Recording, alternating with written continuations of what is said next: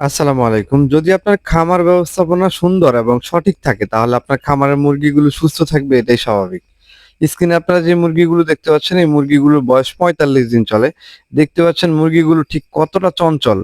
আসলে এই চঞ্চল থাকার পিছনে একজন খামারির কিন্তু অনেক কষ্ট, অনেক পরিশ্রম রয়েছে।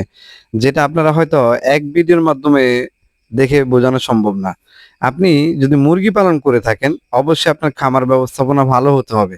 যদি আপনার খামার ব্যবস্থাপনা ভালো হয়, আপনার খামারের মুরগিগুলো সর্বদা সুস্থ থাকবে এটাই স্বাভাবিক।